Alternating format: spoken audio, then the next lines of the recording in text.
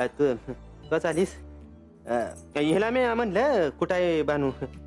सकाळ धरणं काय दिसली नाही, काय बोलली नाहीस, आहे का नाही का? रंग्या,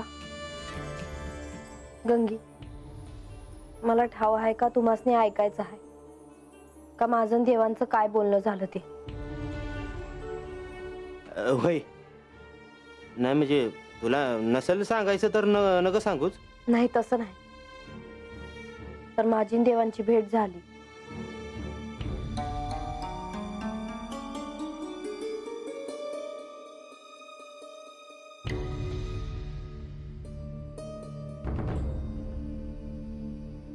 अगं मग देव माणसा दिवसनी घेऊन येणार आहे ती का नाही? मी तर माझं म्हणणं देवासनी सांगितलं आहे. आता तेच ठरवत्याल काय करायचं.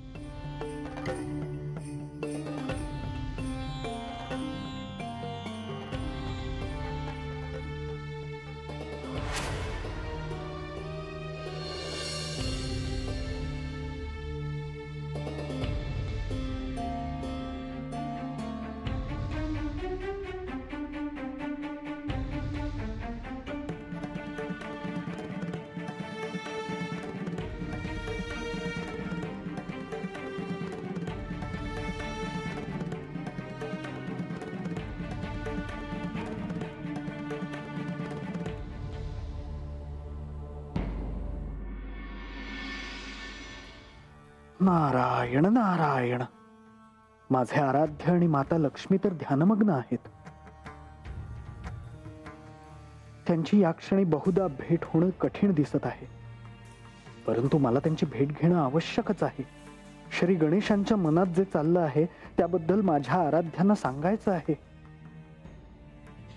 काय करावं?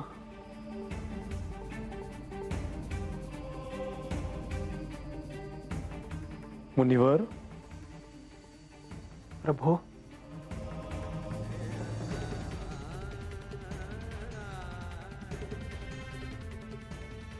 क्षमा असावी प्रभो.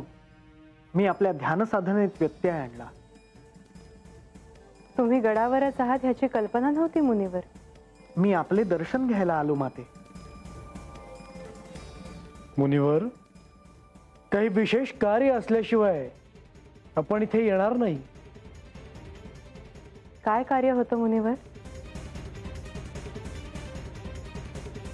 नारायण नारायण. खरं तर मला श्री गणेश यांनी बोलवलं म्हणून मी आलो होतो. श्री गणेश श्री म्हाळसादेवींबद्दल विचारत होते. श्री गणेश यांना श्री म्हाळसादेवींची आठवण येत होती. मी त्यांना सांगितले की मी केवळ श्री म्हाळसादेवींच्या आई वडिलांना भेटून त्यांना ही वार्ता दिली की श्री म्हाळसादेवी येत आहे, आणि माझी आणि श्री म्हाळसादेवींची प्रत्यक्ष काही भेट होऊ शकली नाही. परंतु काय मुनिवर? मुनिवर, तुम्हाला अजून काही सांगायचे आहे ते निसंकोचपणे सांगा. प्रभू, श्री गणेश यांना श्री म्हाळसादेवींची आठवण येणं स्वाभाविक आहे, परंतु यावेळी श्री गणेश यांनी मनोमन काहीतरी निर्णय घेतला आहे हे स्पष्ट दिसत आहे. कोणता निर्णय? त्यांनी त्याबद्दल काही सांगितलं नाही का? नाही देवी, परंतु आता माता जेजुरीत आली नाही तर मलाच काहीतरी करावे लागेल आणि माझा निर्णय झाला आहे असंही ते मला म्हणाले. त्यांनी निर्णय काय आहे हे मात्र मला सांगितले नाही, परंतु तो निर्णय ते श्री खंडेरायांना सांगणार असतील. हे आपल्याला तात्काळ सांगावे म्हणून मी त्वरित इथे आलो. श्री गणेशांनी काय निर्णय घेतला आहे हे आपल्याला लवकर कळायला हवं. असं व्हायला नको की त्यांच्या निर्णयामुळे काही नको ते घडे. नारायण नारायण. आपण अगदी योग्य बोललात माते. आधीच गडावरचे वातावरण तणावाचे आहे.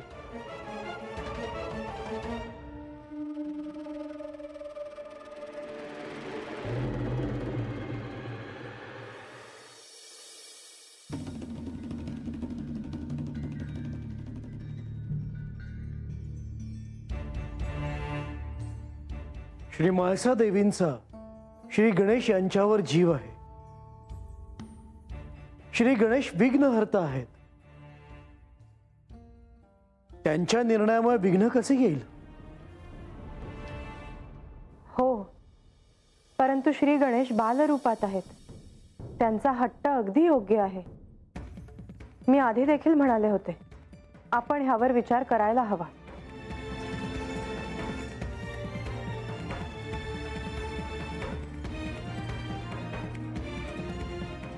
मला असे वाटतं की आपण त्यांच्याशी बोलूया. त्यांच्या मनात काय आहे ते आपण जाणून घेऊया.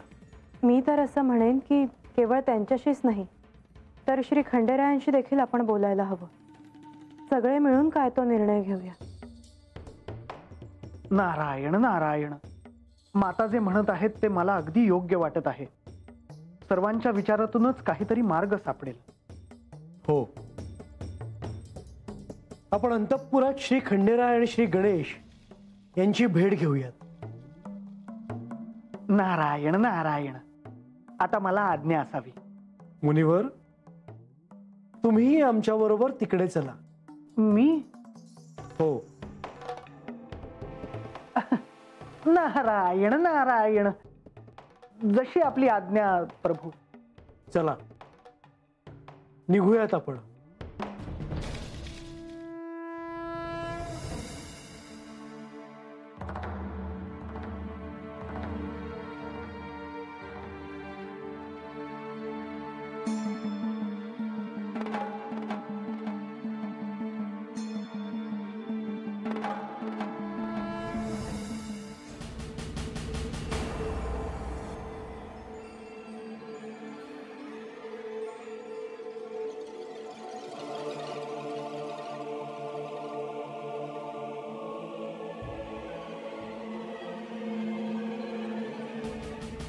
श्री गणेश, तुम्हीही इथे आहात याची कल्पना नव्हती.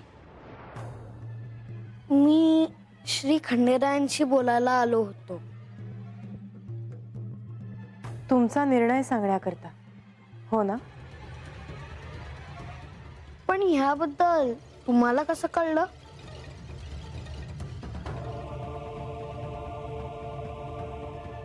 मुनिवर, श्री गणेश, मी केवळ माझ्या आराध्यांना इतकेच सांगितले की आपली भेट झाली आणि श्री गणेश यांना श्री म्हाळसादेवी जेजुरी सोडून गेल्याचे दुःख झाले आहे. हो, पण मी कोणता निर्णय घेतला आहे हे मी नाही सांगितलं. होय श्री गणेश, आणि योग्य वेळ आली की तो सगळ्यांनाच कळेल असेही आपण म्हणालात. मी माझ्या प्रभूंना इतकेच सांगितले. मी काही इकडचे तिकडे केले नाही.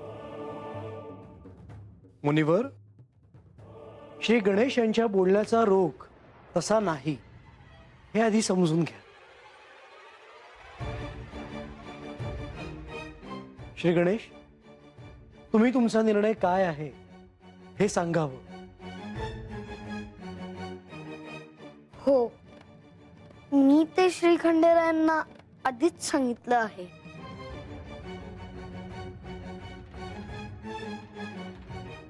देवा, माधवा, जर म्हाळसा पुन्हा या जेजुरीत आली नाही तर गणेश देखील ही जेजुरी सोडून तिच्याकडे जाईल असा तो निर्णय आहे.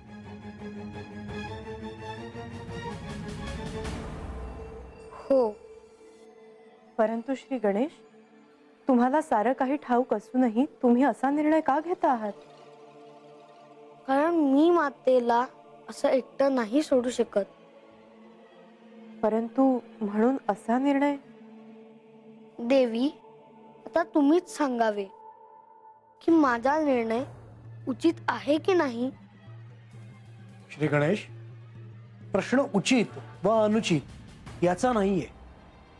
मला सांगा, तुम्हीच असा हट्ट धरलात तर या परिस्थितीत मार्ग कोण काढणार? आहे त्या परिस्थितीचं गांभीर्य सगळ्यांनाच ठाऊक आहे. म्हाळसा यांनी जेजुरी गडावर परत यावं ह्यासाठी प्रत्येक जण प्रयत्न करतो आहे. प्रत्येक जण आपापल्या परीने सार्थ विचार करतो आहे. मी काही बोलू का प्रभू? मुनिवर, तुम्हाला कोणता मार्ग सुचला आहे का? नाही म्हणजे मला आत्ता असे वाटते आहे की श्री गणेश जे सांगत आहेत ते योग्यच आहे. मुनिवर, हे सर्वांनाच कळत आहे, परंतु ह्या सर्वातून काहीतरी मार्ग काढणं हे क्रमप्राप्त आहे. मी केवळ संभावना बोलून दाखवली देवा. आपण जर नेवासेला गेलात आणि श्री म्हाळसा देवींना समजावलेत तर कदाचित त्या जेजुरीत येतीलही. मी देखील श्री खंडेरायांना हेच म्हणालो. केवळ तेच मातेला जेजुरीत आणू शकतील अशी माझी धारणा आहे. नाही, ते शक्य नाही. ह्यातून दुसरा काहीतरी मार्ग काढायला हवा.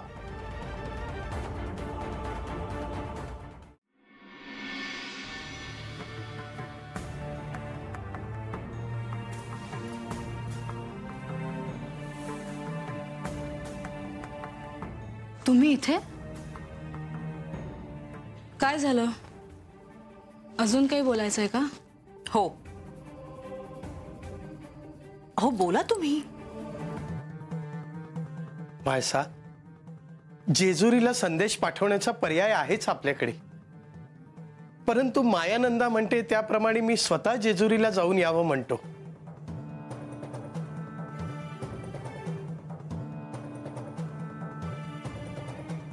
का? कशासाठी? कशासाठी म्हणजे? हे प्रत्यक्ष बोलतील श्री खंडेरायांशी. हे काय बोलणार आहेत? मी सगळं सोडून आले आहे. त्यांनी मला राजवाड्याच्या बाहेर नव्हतं काढलं. पण मग आई वडील म्हणून आम्ही गप्प बसून राहायचं? तुम्ही माझ्या सहनशीलतेचा अंत पाहणार आहात का? मायानंदा, म्हाळसाला जर आता ह्या विषयावर बोलायचं नसेल तर आपण तिला आग्रह नको करायला. मग आज एक इकडून संदेश पाठवा, एका सप्ताहाने तिकडून एक संदेश येणार. इतकंच करत राहणार का आपण? अहो, मला तर काय करावं तेच सुचत नाहीये. मी सांगते ते करायचं. ऐका माझं. ती बानू जोपर्यंत त्या जेजुरीत आहे तोपर्यंत माझ्या लेकीला काही सुख मिळणार नाही. आधी तिला तिथून बाहेर काढायचं.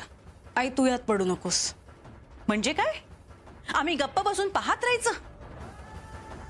माझी लेक इथे राहणार आणि ती रानातली पोर तिथे जेजुरीत राहणार? अगं, वेडी आहेस की काय? मी काय म्हणतो, खूप घाई होते असं मला वाटतं. लोकांनी विचारल्यावर त्यांना काय सांगणार? तू लोकांची काळजी करू नकोस. जेजुरीहून इथे वार्ता पसरण्यास फार वेळ लागणार नाही. ते काही नाही, तुम्ही स्वतः जेजुरीला जाण्याची व्यवस्था करा.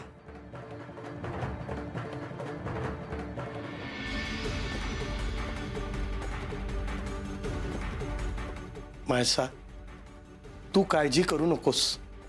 मी बोलेन तिच्याशी.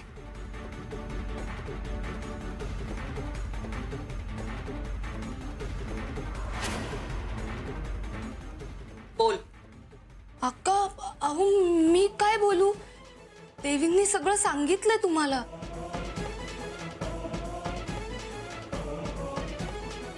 अहो नको. घे. मी काही सांगितलंय हे देवींना कळू देऊ नका, नाहीतर त्या रागावतील हो माझ्यावर. आता बोल.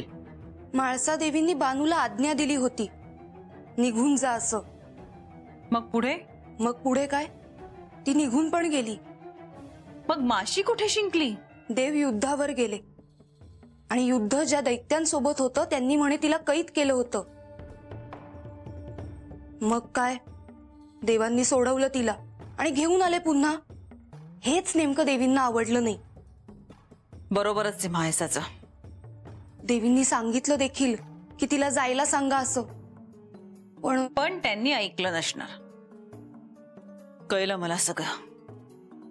ते काहीही असो, पण म्हाळसानी असं सासर सोडून यायला नको होतं.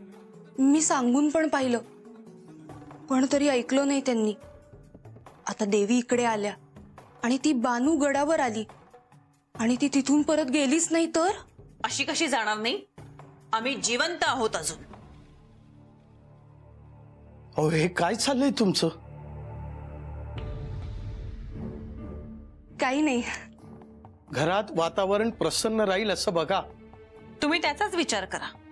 इथे आपल्या लेकीच्या आयुष्यात काय घडलं आहे हे काही पाहू नका. मला खात्री आहे यातून काहीतरी मार्ग निघेल. मी सांगते, आपण प्रयत्न केल्याशिवाय काहीही घडणार नाही. आता कसं समजावू मी तुम्हाला? देवा, तुम्ही म्हणालात दुसरा मार्ग शोधावा लागेल, पण तो काय असेल याची कल्पना आहे का आपणास? माधवा, मी म्हाळसेला समजवण्याचा प्रयत्न करूनही ती थांबली नाही. तेव्हा मी तिथे जाऊन हे शक्य होईल असं मला नाही वाटत. मी गेलो तर माता पुन्हा जेजुरीत येऊ शकेल. ते तितकंसं सोपं नाही श्री गणेश. परंतु मला असं वाटतं की ही गोष्ट जर त्यांना त्यांच्या आई वडिलांनी सांगितली तर कदाचित. क्षमा असावी माते, परंतु श्री म्हाळसा देवींच्या मातोश्रींना देखील बानूबद्दल राग आहेच. परंतु तिम्मा शेटला हे ठाऊक आहे की म्हाळसा म्हणजेच पार्वती ते. माधवा, मला असं वाटतं की तुम्ही आणि लक्ष्मी देवी तुम्ही दोघांनी तिथे जाऊन हे कार्य करावं. देवा, आम्ही त्यांना समजावलं तर त्या जेजुरीत परत येतील? माधवा, तुम्ही आधी म्हाळसेच्या मातोश्रींना भेटावं. ह्या अवतार कार्याचे काय प्रयोजन आहे हे त्यांना सांगावं. हे अवतार कार्य म्हणजे एक आध्यात्मिक साधना आहे हे त्यांना कळावं. परंतु त्यांना हे सारं सांगून काय साध्य होणार? माते, मला असे वाटते की श्री खंडेराय जे सांगत आहेत ते योग्यच आहे. जर श्री म्हाळसा देवींच्या मातोश्रींना हे कळले की प्रत्यक्ष श्री पार्वती देवींनी श्री म्हाळसा देवींच्या रूपात अवतार घेतला आहे, तर कदाचित त्या श्री म्हाळसा देवींना समजावू शकतील. म्हणजे श्री म्हाळसा देवींच्या मातोश्रींना कळेल की श्री म्हाळसा देवी याच श्री पार्वती देवी आहेत. होय, आणि म्हाळसेच्या जन्माबद्दल देखील त्यांना कळू देत. नारायण नारायण, हा मार्ग उत्तम आहे देवा. पण काय मुनिवर, ह्या कार्यात कोणतेही विघ्न येणार नाही. श्री गणेश, आपण विघ्नहर्ता आहात, त्यामुळे विघ्न येणार नाहीच. परंतु श्री म्हाळसा देवींच्या मातोश्रींनी हे श्री म्हाळसा देवींना सांगितले तर त्या क्षणी म्हाळसा देवींना सारं काही आठवेल. त्यांना अंतिम सत्याचा साक्षात्कार होईल आणि हे अवतार कार्य संपन्न होणार. त्याची संभावना आहे. परंतु तिम्मा शेटला ठाऊक असून देखील त्याने म्हाळसेला ह्याबद्दल कधीच सांगितलं नाही. तेव्हा म्हाळसेच्या मातोश्री देखील तिला काही सांगणार नाहीत अशी आशा करूया. श्री म्हाळसा देवींच्या मातोश्री त्यांना काही सांगणार नाहीत या शक्यतेवरच आपण हा निर्णय घेऊ. तुर्तास म्हाळसा जेजुरीत पुन्हा येणं हे सर्वाधिक महत्वाचे आहे. सर्वांनाच तिची चिंता आहे. आणि सर्वात महत्वाचे म्हणजे म्हाळसा जोपर्यंत जेजुरीत येत नाही तोपर्यंत आख्यानाला प्रारंभ करता येणार नाही. आणि आख्यानच झाले नाही तर त्यांना अंतिम सत्याबद्दलचे संकेत मिळणार नाही. परंतु जेव्हा म्हाळसेच्या मातोश्रींना हे कळेल की म्हाळसा म्हणजेच पार्वती आहे तेव्हा काय घडेल ह्या क्षणी सांगता येणे कठीण आहे.